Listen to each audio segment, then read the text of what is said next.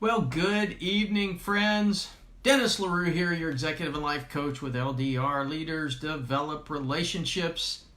The number one relationship you develop is with you first. And this is the hashtag steeltoesrequired quote of the week, episode number 89. Melanie, how are you, my friend? So good to see you. This is episode number 89 each week. For those of you that are new, what this is hashtag steeltoesrequired is simply this. I had to wear steel toe boots during my Air Force career. What's going on, Scott? And, steel toes, when a speaker would speak and they would say something, they would preface what they were about to say with this statement. What I'm about to say is going to step on your toes. And that whole concept was, it was going to maybe offend you. It was going to get you thinking. It was going to poke and prod you and get you uncomfortable with what they're about to say next.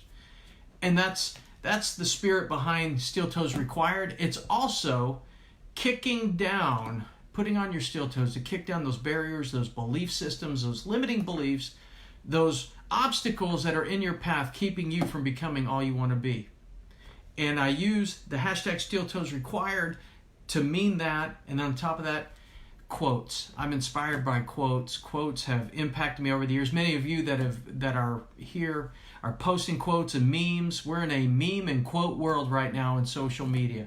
And many of those, when you take time to think and ponder those, they inspire, they motivate you to go kick down those doors, or they get you thinking and they poke and prod you. And that's the whole spirit behind the hashtag Steel Toes Required quote of the week. And then I share with you lessons that I've learned from those quotes. And I see so many people come on. Nathan, I saw you out there, my brother-in-law, Judy, Curtis. Thank you guys so much for joining me. And so this week's quote is a powerful quote, and I'll show you the book it comes from and who it is. You might recognize it. There it is, Mark Batterson, Chase the Lion. If your dream doesn't scare you, it's too small. Hey, Karen Bachbuga, good to see you. Oh my gosh, that's awesome. That is so awesome. Here's the quote from Mark Batterson. His quote is this. He said, "Your favorite scripture can become the script of your life." Your favorite scripture will become the script of your life. And now, for those of you that have been catching me during the week with LaRue on the Street, you heard me talk about history and destiny. Now, Mark Batterson says, kind of a premise of this particular quote, this idea that your favorite scripture is the script of your life, to me is the linchpin between your history and your destiny. I want you to think about that for a minute. Think about that for a moment. What's your favorite scripture? Those of you that read the Bible, what is your favorite scripture? And if you like, you can share it here in the comments. If you're more than welcome to do that. What's your favorite scripture? Many of you can think of probably one that comes to mind right away. I mean, I know mine. Mine's Philippians 1:21. For to me to live is Christ and to die is gain.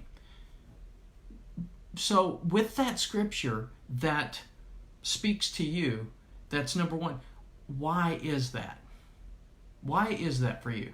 What makes that scripture stand out of all the others? Oh, I like that, Melanie, 1 Thessalonians 4:13. What makes that stand out? What is it about that verse? I mean, there are literally thousands of verses in the Bible. What makes that one stand out? Now, for those of you that, you know what, scripture is not your thing, here's where I'm going here.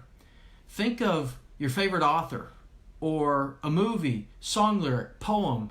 What's that one that is your GTG, your go-to guy, your GT that you go to for that encouragement, for that inspiration, for that uplifting moment? It could be even a movie quote. Or what is that? Because there's a reason you go to that. There's a reason you go to that scripture. It's right there in the middle. Now, here's what I want you to do. When you've got that in your mind, whatever that is, we're going to take a step backwards for a moment. We're going to go back in history. I want you to look at, in your history, where you see the theme of that verse, where you see the theme of that quote, that movie, whatever that is that came to your awareness just now, where do you see that theme played out in your history? Where do you see it? And then when you see that, because remember what we always say, well, what's that line we always say? Hindsight's always what? In other words, history is always what? Jim, what's going on, bro? History is always, hindsight is always 2020, right? It's 2020.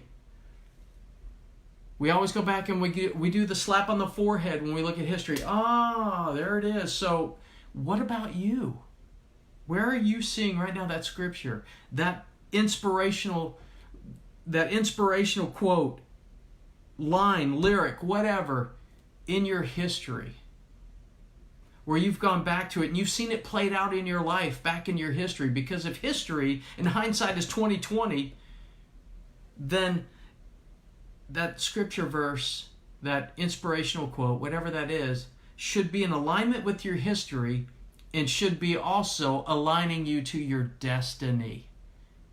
It should be aligning you to your destiny. That verse, if your favorite scripture is the script of your life, then that favorite scripture should be aligning you to your destiny. From history to that verse, to the reason you go to that inspiration all the time, it's that one you always go to align. It should align you to your destiny. Think through that for a moment. That really stands out to me. There is a theme in that verse. There is a theme in your history. There is a theme in your destiny.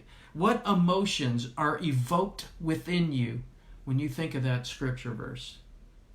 Does it fire you up? Does it inspire you? Does it get you to kick down those doors, put on those steel toes and kick down the doors, overcome those barriers, pushing them out of the way, going up, around, under, through them? What is it there in that theme? What does that do for you? Maybe there's an event. Maybe there's an event that's tied to this moment, that's tied to the scripture. What was that event? There is a significance. There is a reason that verse comes to you. There is a significant attachment to that verse. There's a significant attachment to that inspirational quote, that movie. There is something within there that links your history to your destiny. And it puts you on a course to reach it. I've been reading a lot of books on dreams and callings lately. Put Your Dreams to the Test by John Maxwell is one of them. I've been reading The Joseph Calling by Os Hillman. And now this Chase the Lion by Mark Batterson. And what I'm finding in this is there is a script for our lives. There is a purpose and a calling for our lives. And there is a theme from the time we're born to the time that we die in that. It aligned all the way through that. And when you uncover that theme, you can start pursuing the dream. You can get on course with the dream. So what is the theme of your life? Ed Reed, what's going on, wingman? What is that theme for you? Here's some other ways that you can see this played out in your life. What's the word? What's the one word that describes your life? You'll see mine right behind me. Off to my right shoulder, left, as I'm looking at the camera, it says inspire. That's a theme. That is one word I want to be known for the rest of my life. When I die, I want people to say, Dennis inspired. What's your one word?